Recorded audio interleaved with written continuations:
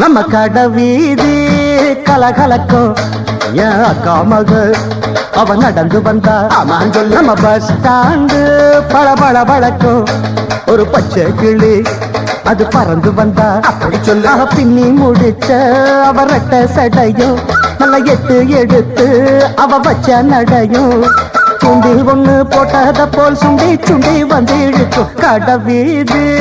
கலகலக்கும் என் அக்கா மக அவ நடந்து வந்தா